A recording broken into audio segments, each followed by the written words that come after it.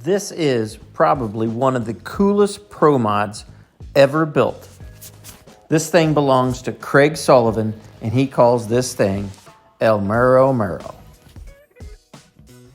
Now, this was a thought process from Larry Jeffers and also from Krypton Customs that did all the wrap and everything on this thing. And believe me, this thing is incredible. But one thing about it, when Craig's had this thing out, this thing's tending to do some wheel stands. And they've tried a lot of different chassis stuff, but nothing's really ever calmed it down. So I had an idea what we use in the fuel ranks, and that was to possibly build a set of headers maybe that we could try and control that with a little bit. So I didn't have a lot of tools and stuff over at Craig's shop, so I decided to measure up the engine and get the angle of the engine, the attitude of the car, and see if I could build a set of headers, off of the car and, on my work jig here. So I threw a block up here, and I went to the tedious work of getting this thing exactly how it sits in the chassis on Craig's Pro Mod car. Then I threw a couple of head studs in this thing and put some heads on it.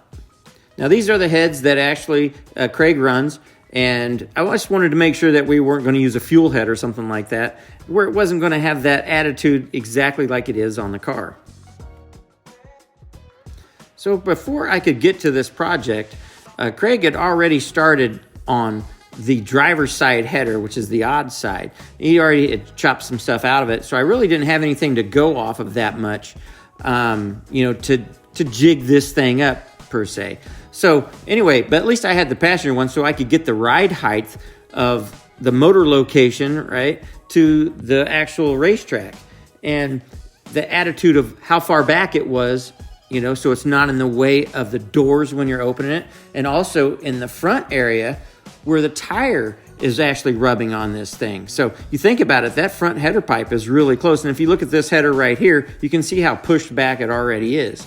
Now, I wanted to change a couple things on the header that I'm going to build, and you can see this big crack here. Now, this is welded directly to the header, and this is a support bracket that comes off the chassis that helps hold this header up as this thing's going down the road here. And putting a weld across it like that kind of is a start of a crack anyway. So I'm going to take and build some sleeves that we can slide over this new header and weld to that instead of welding directly to the tube. Now this is kind of a kit that Craig had purchased, and it's got a series of different bins in it. But basically what I'm going to do is kind of build these things backwards. Now, this is all 049 stainless. Yep, it's pretty thin. Stainless is kind of tough to weld anyway, but this is what I was talking about, having a band where that support part is anyway. But anyway, so we're going to kind of build these things backwards. Now, I know from the fuel stuff, when you lay these things back, the tips of these, and get that attack angle going backwards, it definitely launches these cars forward. It's totally changed how the funny cars ran. Matter of fact, if a car ran 4 flat, generally by putting a set of these headers on a fuel car and leaning them things back as far as they did, you could run an 89, a 389 instead of a 4 flat just by putting headers on them. So when I got to this other side here, man, these headers were ready to give up anyway. You can see this thing's almost cracked all the way around it. Well, we don't have another set of flanges, and we don't have the parts to come right off the header, so I'm going to have to fix this thing. So I got it all cleaned up. I'm going to come back here. I'm going to weld across this thing, and then I'm going to come back, and then I'm going to add a support piece on it.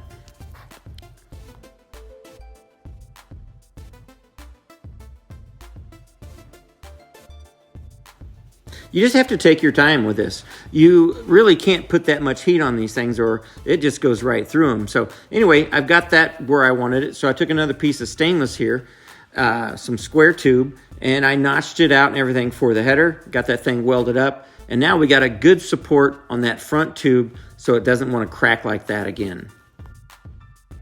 Another thing Craig wanted to do is increase the diameter of the header. So we're going to have somewhat of a step header here. So basically, we made these straps that will go around the header, and we'll be able to actually have an upsize to the next size tube, and then we'll weld that all together. So you can see here, we started mocking this thing up. on this first header, I even have the man himself, old Craig Sullivan.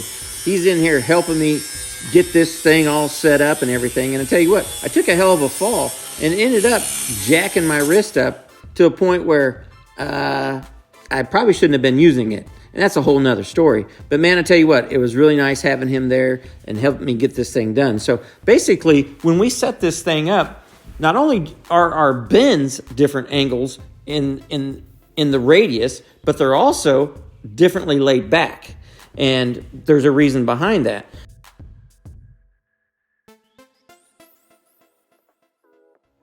Once I got this thing all tacked up, we ran it back over to his shop and did a little test fitting.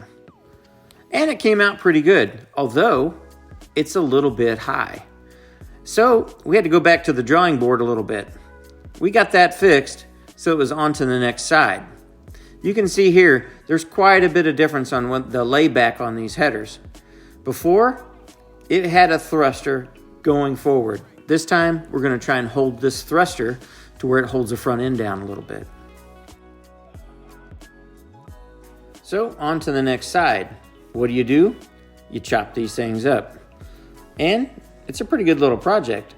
But you can see here before how these things were built. I'm just going to go back how they did it, but we're going to upsize the tube again, and we're going to have to make some collars in order to do that.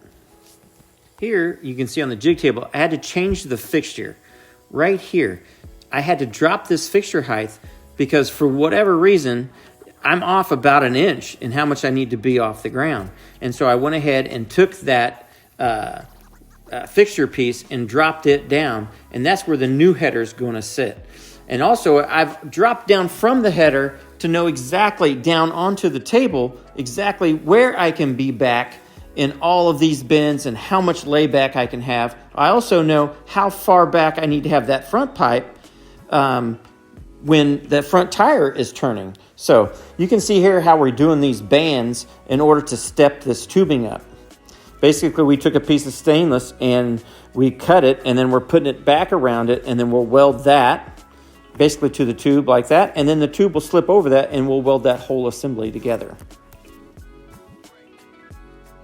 And this is what I was talking about, is knowing what that layback angle is, how far back I can put the tube to achieve that angle, because when you open the door, you don't want the damn door to hit the damn header, number one. So there's a lot of complicated things going on here. How far away from the motor it can be, so when you put the nose of this thing on, that radius is actually sitting centered with the bottom of the fender.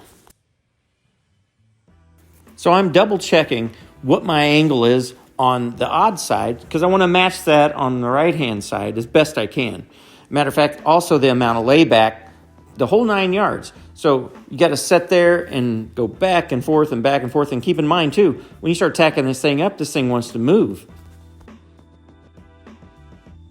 Now, a simple way that I use is I actually just have a plumb bob, and I'll go from that edge and now down onto my fixture table. I have already marked where my locations are and how far back I can go. And I've done that all off of the back of the engine. I've squared it all out on the table so I can know exactly how far I can go here and there. So I'll tack it, check it, tack it, check it, and do that whole process with each one of these tubes. So you can see here, the progress right now is coming along.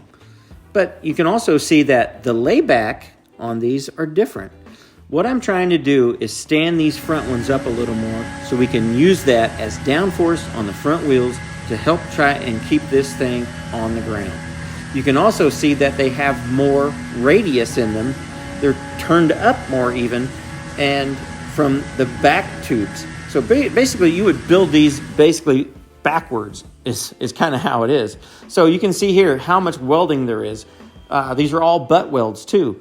So it's a tremendous amount of work because you're 049 stainless. And anybody that's welded stainless knows, man, you want to talk about a tube disappearing, try that. So there's quite a few hours of just welding these things up, and that's without putting braces on them and everything else. And you just got to take your time, and you got to make sure the damn thing ain't moving around. So I didn't have support brackets So we have to machine some. So I found some stainless steel angle, and the thing is when you're putting them on there at this angle, it's not just the radius of the tube, the diameter of the tube. It's actually, an ellipse basically when it sets down on there. So you can kind of see how I'm going to set this up. So I actually have pieces that I've slid on in advance, and we're going to weld to those. So it'll be kind of free floating somewhat, but it'll also be attached to the chassis to help hold the end of that header up.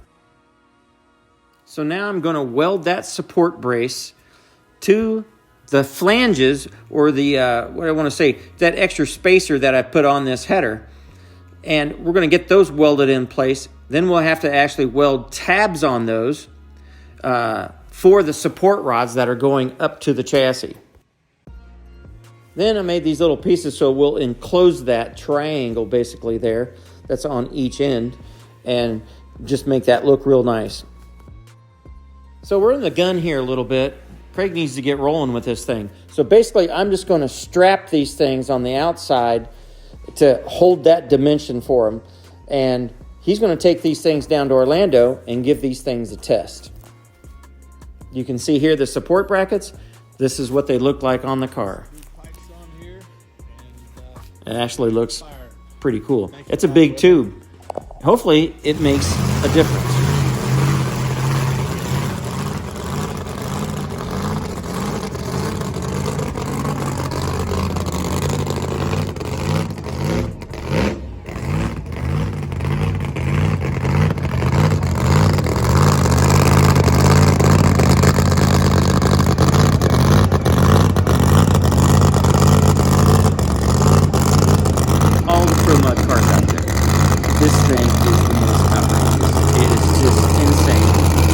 So cool to watch this thing.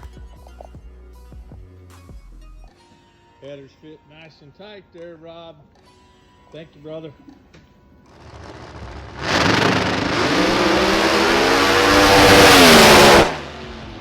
First pass out testing. Looks like it's going to make a difference. This is Craig's first round. He got the win, but the next round he had Stevie Jackson. Let me tell you what he did. He made Stevie Jackson win that round one. Look at these ET slips. Mero Mero, it's a real deal.